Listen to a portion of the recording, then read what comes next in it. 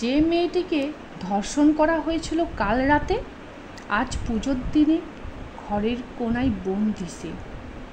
আর যে মানুষটা ধর্ষণ করেছিল ওকে নতুন জামা কাপড়ে আজ সে কেতাদুস্ত বাঙালি।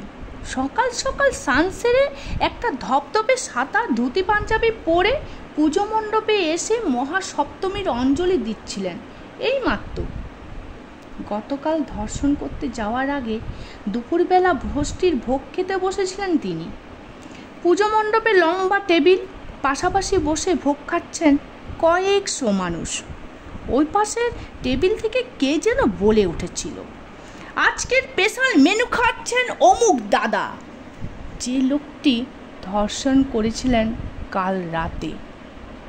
এক হাতে খাবার নিয়েও দু হাতে হাততালি দিতে কার্পণ্য করলেন না কেউ। পাশেই বসেছিলেন এই পাড়ার সবচেয়ে বয়োজ্যেষ্ঠ মানুষ গগনের ঠাকুরদাদা। বড় রসগোল্লাটা খুব কায়দা করেই একেবারে মুখে তুলে নিয়ে চাবিয়ে চাবিয়ে বলে উঠলেন, এত বড় রসগোল্লা আগে কখনো খাইনি বাবা।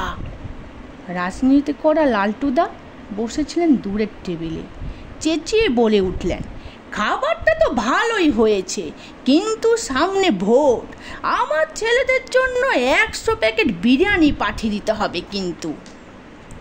যে লোকটি ধর্ষণ করেছিল কাল কিছুক্ষণ আগে পুজো প্যান্ডেলের খাবার টেবিলে বসে তৃপ্তির হাসি হাসছিলেন তিনি। যে মেয়েটিকে ধর্ষণ করা হয়েছিল কাল রাতে, আজ ঘরের কোনায় লজ্জায় বসে আছে সে। বাড়িতে সব জানিয়েছিল।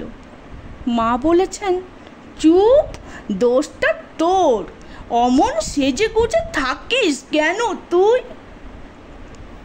মেয়েটি ভয় পেতে শুরু করে।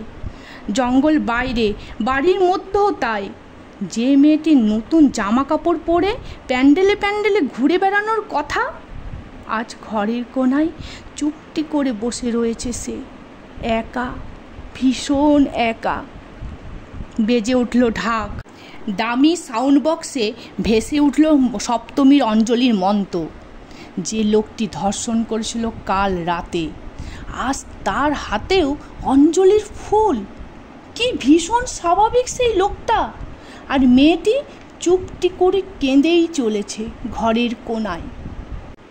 চারপাশে অনেক আওয়াজের মধ্যেও মেয়েটির কানে এসে পৌঁছায় মহাসপ্তমীর অঞ্জলির মন্ত্র, সংগ্রামে বিজয়াং দেহি ধনং দেহি সদা গৃহে। মেয়েটি কেমন যেন হয়ে যায়। এতক্ষণ কাঁদছিল সে, এবার চোখ মুছে ফেলে দুহাত দিয়ে। তখনও মন্ত্র ভেসে আসছে, আবেশময় হয়ে রয়েছে চারিপাশ।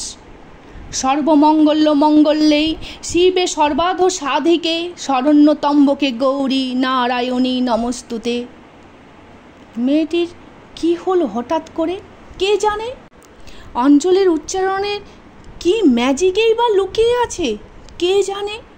যে মেয়েটিকে ধর্ষণ করা হয়েছিল কাল রাতে, যে মেয়েটি ঘরের কোনায় লুকিয়েছিল রক্তমাখা শরীরে, যে মেয়েটি কেঁদেই যাচ্ছিল, আজ সকাল থেকে কেঁদেই যাচ্ছিল, এই প্রথম সে উঠে দাঁড়ালো। এত জোর পেল কোথা থেকে মেয়েটি? এগিয়ে চলেছে সে মেয়েটি যাকে ধর্ষণ করা হয়েছিল কাল। এগিয়ে চলেছে পুজো মণ্ডপের দিকে, যেখানে নিশ্চিন্তে সকলের সঙ্গে হাসি হাসি মুখ করে অঞ্জলি দিচ্ছে সেই পুরুষটি যিনি গতকাল রাতে ধর্ষণ করেছিলেন একটা নিরীহ মেয়েকে।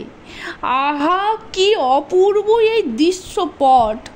যে অত্যাচারিত তার মুখে ক্লান্তি, যিনি ধর্ষক তার মুখে শান্তি। মেয়েটি এগিয়ে চলেছে সামনের দিকে, চোখ তার স্থির, দৃঢ়তামুখী। মেয়েটির বাড়ি থেকে প্যান্ডেল মাত্র কয়েক পা। মেয়েটি সোজা পৌঁছে গেল দুর্গা মূর্তির কাছে। সামনে অগুন্তি মানুষের ভিড়, সবাই অঞ্জলি দিতে ব্যস্ত। দুর্গার হাত থেকে ত্রিশূল তুলে নিল সে, এগিয়ে যেতে থাকলো সেই সাদা ধপধপে ধুতি পরা লোকটির দিকে কাল রাতে ধর্ষণ করেছিলেন যিনি। ওই দেখো, লোকটি দৌড়াচ্ছে, লোকটি প্রাণপণে দৌড়াচ্ছে সামনের দিকে। মুখ চোখে কি অদ্ভুত একটা ভয় লেগে রয়েছে তার। মেয়েটি ক্রমশ এগিয়ে চলেছে তার দিকে, আর লোকটি দৌড়েই চলেছে। দামি সাউন্ড সিস্টেমে তখনও মন্ত্র উচ্চারণ করে চলেছেন পুরোহিত মশাই। সর্বমঙ্গল মঙ্গলে শিবে সর্বাধ সাধিকে শরণ্যতম্বকে গৌরী নারায়ণী নমস্তুতে। সর্বমঙ্গল মঙ্গলে শিবে সর্বাধ সাধিকে শরণ্যতম্বকে গৌরী নারায়ণী নমস্তুতে। সর্বমঙ্গল মঙ্গলে শিবে সর্বাধ সাধিকে শরণ্যতম্বকে গৌরী নারায়ণী নমস্তুতে।